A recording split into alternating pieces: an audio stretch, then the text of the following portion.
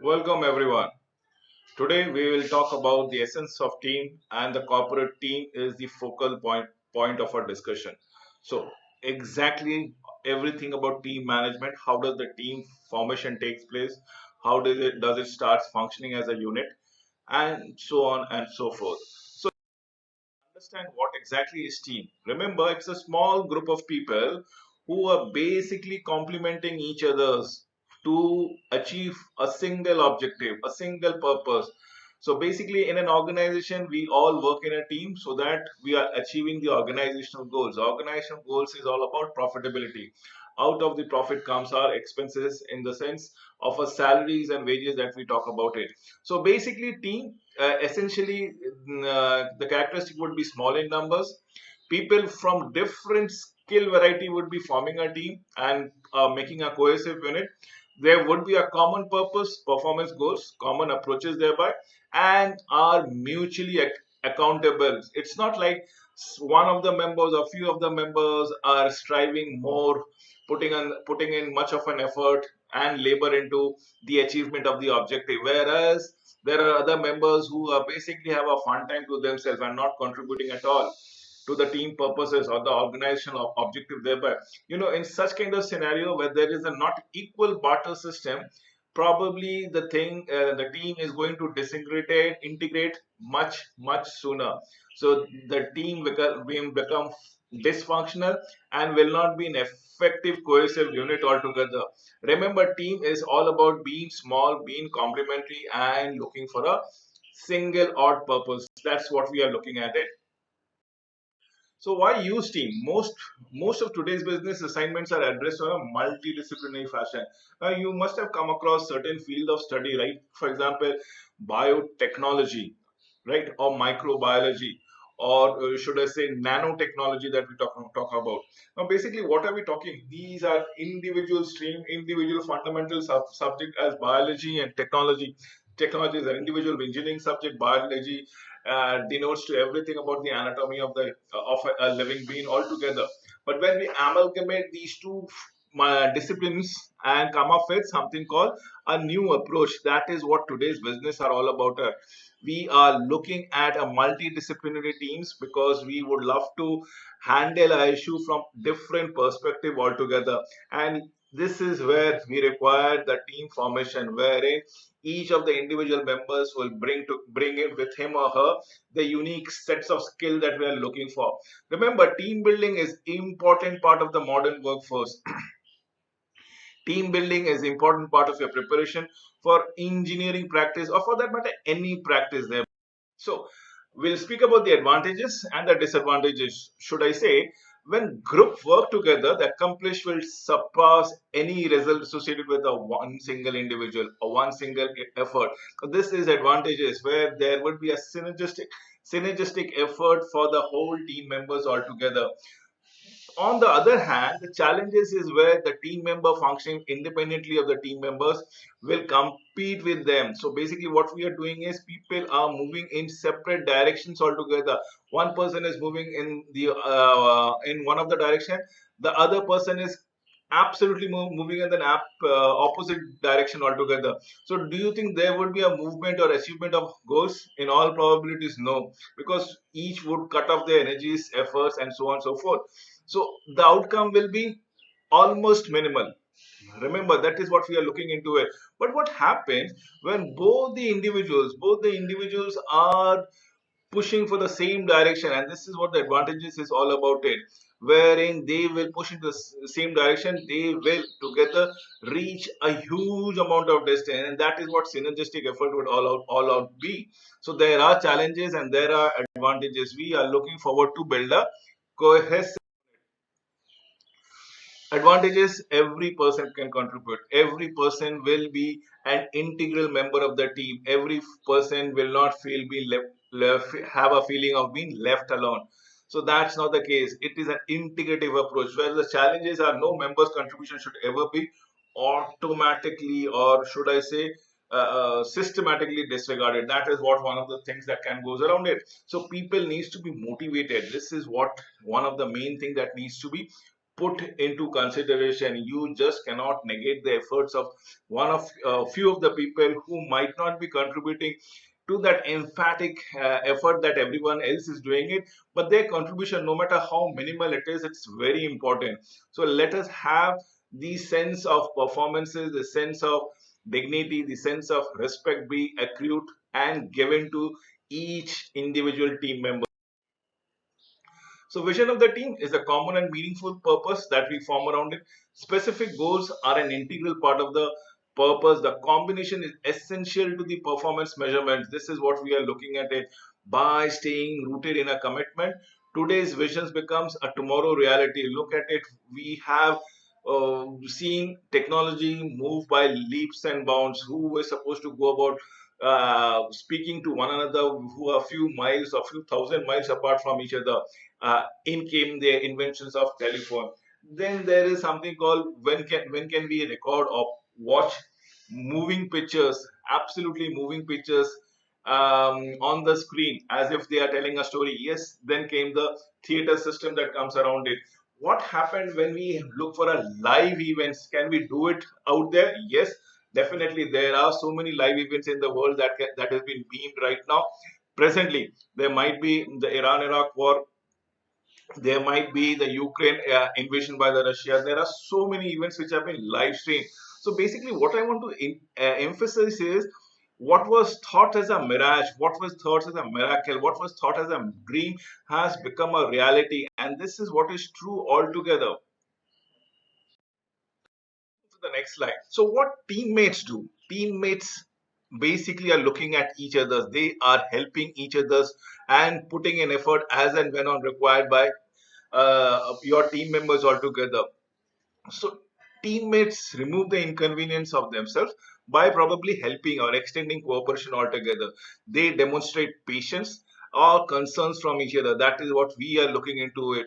Teammates actually, if you want to go around it, celebrates each other's successes and often probably are avoiding jealousy, envy. It's a we feeling within the team. Teammates show compassion for each other. They can identify the pain of others. They are compelled to relieve it as if it is somebody else is in a pain, but the team members, the actual team members are actually feeling the pain themselves, and they are actively taking action so as to eliminate that kind of experience from the team member. So what I'm trying to tell it to you, each team members should be having the same spirit, the same energy, the same feeling, the same compassion, no matter what they are experiencing. It might be a good experience and not so good experiences. At the end of the day, they work as a unit. They celebrate success, they celebrate, or should I say, they forgive each other for any of the mistake that believe in, and basically they have this sense of camaraderie among themselves, and that is what is most important for to do around it. Remember, team work. This is what I am going to abbreviate in this particular slides. T for togetherness. This will tell me what exactly has been meant. E for everyone. Yes, truly, absolutely, truly said about team. A for accomplishment. M for more. So, what does team means? Together, everyone accomplishes more. Now, let us understand with work. W is with. O stands for organization. R for responsibility, and K for knowledge. So, what does it means? It encompasses the complete definition of teamwork. Together, everyone accomplishes more with organization responsibilities and knowledge. So, that is the abbreviated form of teamwork that I would love to share with my audiences all together. Effective team members take responsibility for the success of the team, delivers on the commitment, contribute to the discussions, listens to all questions, if possible, give fruitful suggestion, get the message across very clearly. Communication is very distant. Everybody knows what is expected. Gives and receives useful feedback is what we are looking at it. Absolutely at every point of time. This is what effective team members is all about it.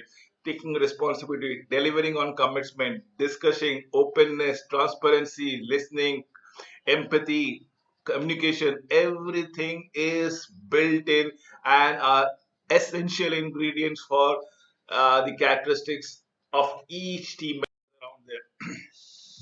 So when the teamwork does the best, now let us understand, when they have a common objective, when they have a common goal altogether, and this goal might be uh, all positive or all negative. They want to achieve the pinnacle of success. Let's say in terms of market share.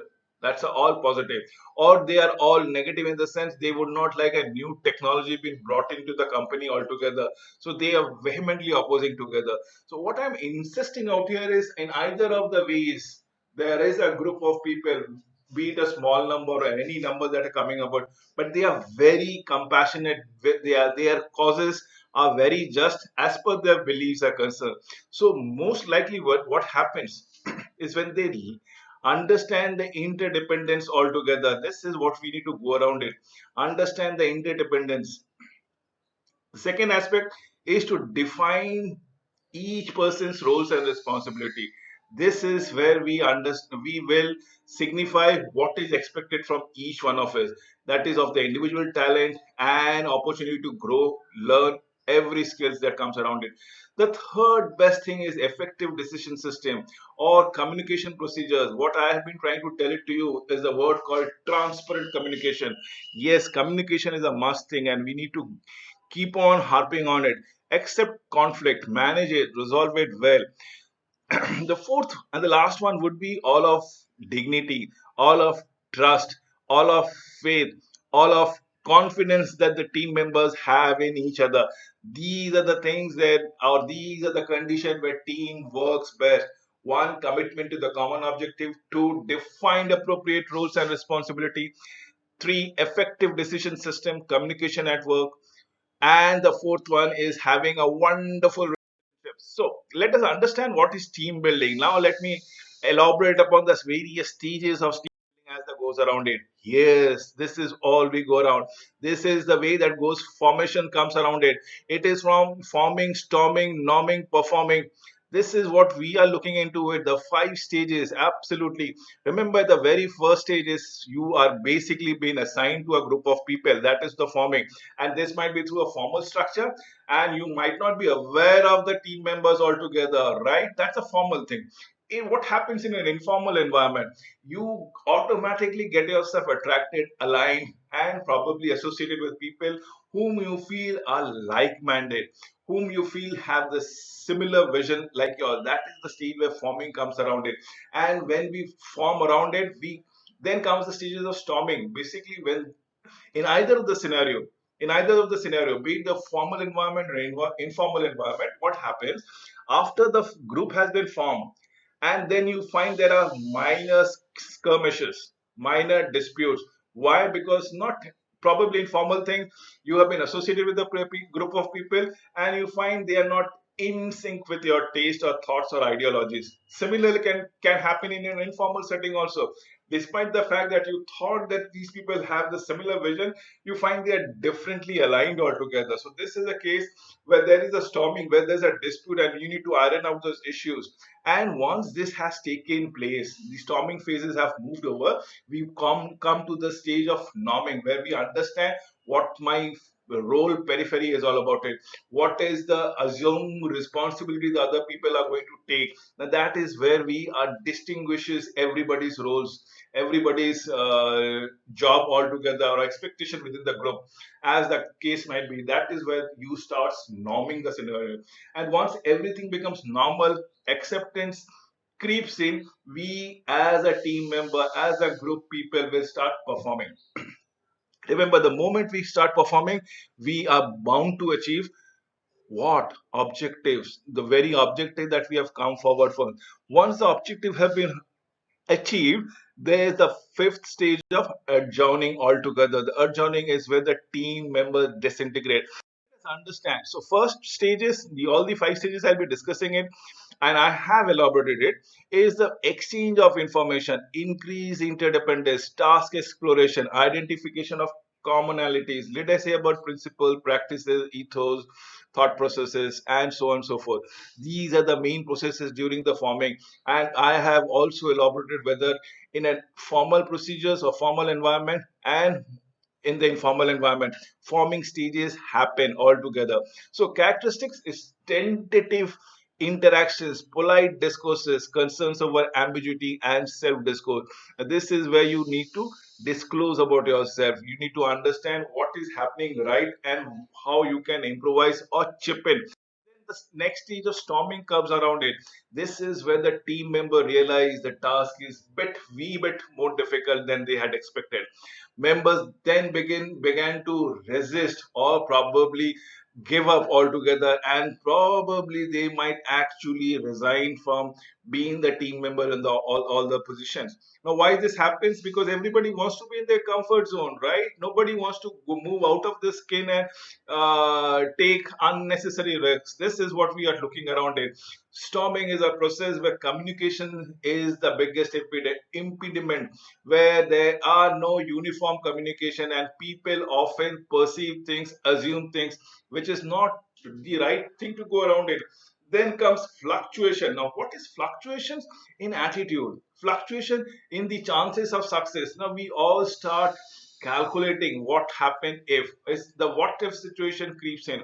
Among the team member, there is disunity, there is disharmony, there is conflict, there is lack of trust, there is suspicious, and things like that. So collaboration between members is minimal. The click starts to appear, and this is where you see the cracks that comes around it. The crack comes around absolutely. So this is where the forming stage happens. Right now, we come to the third stage. Sorry, let us understand the forming diagnosis altogether. Do we have a common goals, objective? No, this is where you have to start addressing why in the first place did you come and solicited this group formation. Was it been assigned, or what was it been informal fashion that you wanted to join altogether? So you need to decide upon what do you have. So do we agree on the roles and responsibility? Use table to share divisions of labor. Do our task communication and decision system works? This is what we are looking into it. We have an adequate personal skills? This is what we are looking at any point of time.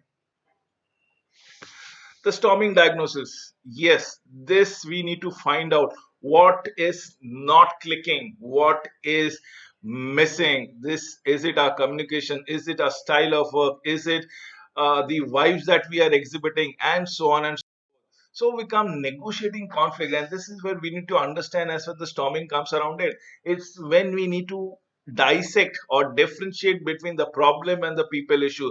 These are the two things people often do not dissect altogether, or they do not differentiate the problem and the people issue. In fact, they want this to be the same problem as it's a people issue, and that is where you are going into a no return zone. That should not be happen.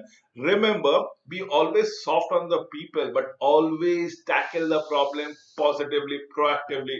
Look for underlying needs and goal of each party rather than the specific solution. Find creative solution that is good for both. And when I say both, it's both the aggrieved party, both the parties who are into conflict, both the members who are part of the group or the team that we are looking into it. That's the best way to resolve a conflict. Remember to segregate the people and the problem. Try to address the people, but mitigate the problem. Try to address the concerns of the people and probably tackle the problem so that it gets eliminated. So how do we address the problem? First and foremost thing is state your views in clear, non-judgmental languages. Be very specific and do not put your emotions as in it. Do not have any baggages that creeps around here. Be specific as to why you are in this particular team and the objective thereof, that what you can look around it. When you speak about the objective, clarify, yes, this is achievable, and your what will be your role in achieving the objective. Be very clear, clarify the core issues. And obviously people does this, but they don't follow the third step, which is all about listening. People are so obsessed with their own point of view, with their own self, that they often negate the viewpoints of the other. This is something, one of the fallacies that needs to be removed time and again. Check the understanding of disagreement. Remember, we need to focus on the core strength, the core goal that we have around it. Use techniques such as circling the group for comments, having some silent thinking time when emotions are high. Probably this is what we look to go around it.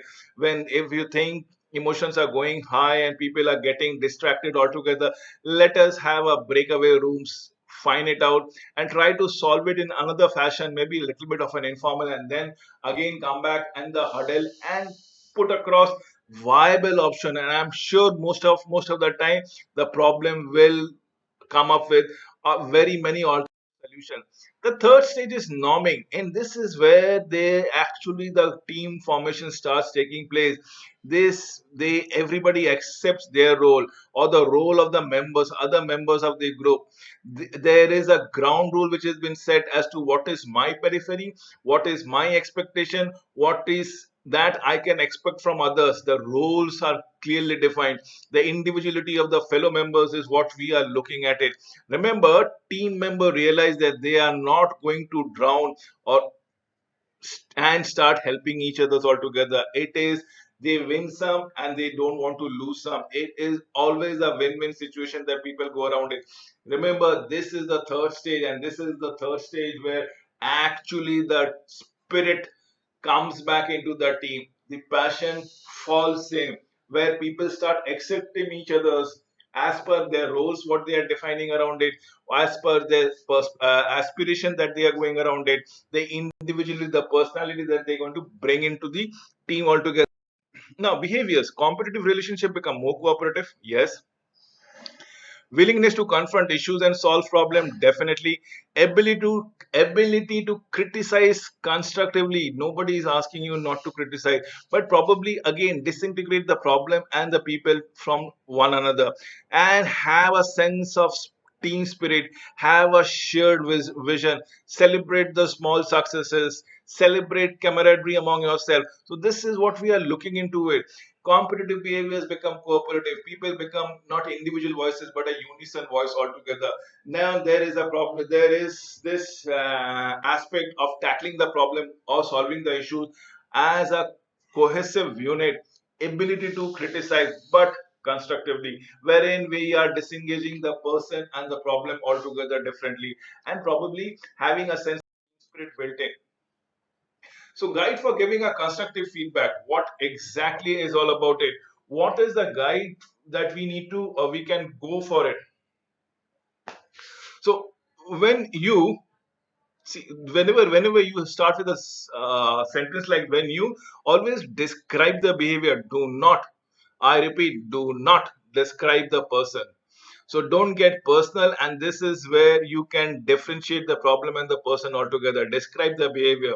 When you start a sentence with "I feel," now you're getting all obsessed.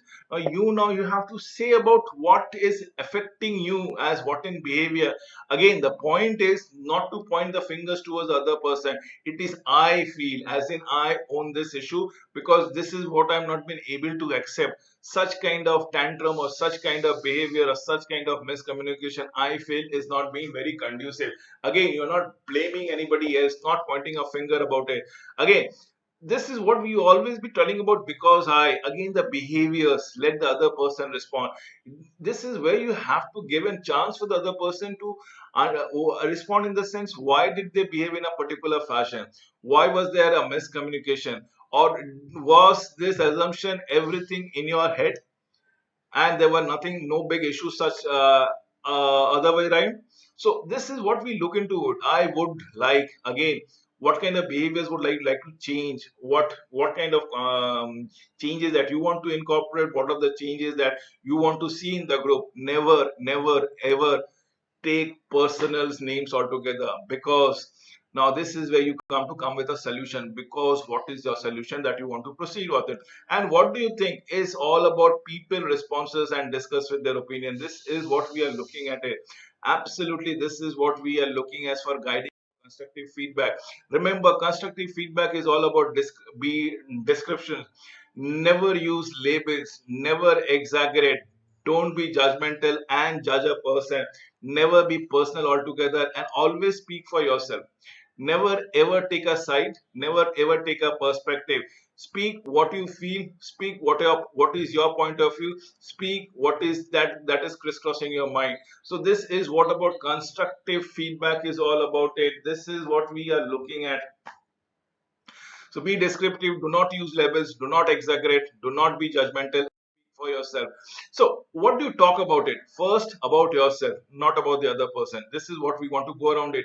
Phrase the issue as a statement, not as a question. Whenever you point it as a question, people get a bit reserved altogether. They become all defensive. Remember, I don't want a defensive natures to creep in the team altogether. Why? Because then they will not be contributing or they will be feeling victimized. So always give a statement as an open statement and not as a question. So restrict your feedback to things that you know for certain, as if absolutely you experienced this firsthand. Help people hear and accept your compliments. Giving positive feedback, always interspread with your constructive criticism might be the positive words that needs to flow around it. This will always balance the communication altogether. So it is all about yourself, not about the other person. It is all about the statement of the problem, but not the as a question. Give your feedback for sure and allow yourself to hear what people are saying and interspread your feelings with positive comments towards other people, as in giving a positive feedback. When in receiving feedback, probably this is what we need to go around it. Breathe, concentrate on yourself, listen carefully as in what other people are going to say around it, ask question for clarity, acknowledge the feedback, acknowledge the valid point, and take time to sort out what you hear. Be very specific as what is your breathing, what are you listening. Ask yourself for all the clarity and the question that comes around it. Acknowledge the feedback, the valid point, and to sort out what you. We come to the penultimate stage. The stage 4 is all about performing. Here, this is the place where everybody is contributing, right? Everybody knows we have been started norming, and the third in the third stage, now the fourth stage is all about performing. Since everybody knows what is the role that they are expected to play, they have an insight to other team members perspective. So this is where you start proving yourself. You have a better understanding of what is your strength and weaknesses, the work that you go through as a conflict and resolve the differences then and there. This is what we are looking in, and develop a very close attachment with the team.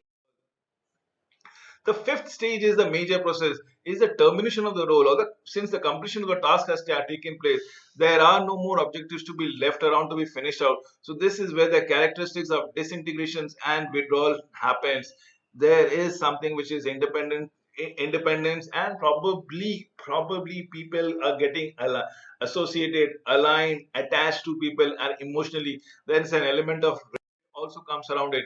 So let us understand these recipes for successful team. Number first was we have a shared goals, have definitive roles and responsibilities, best skills for each team members at point of time.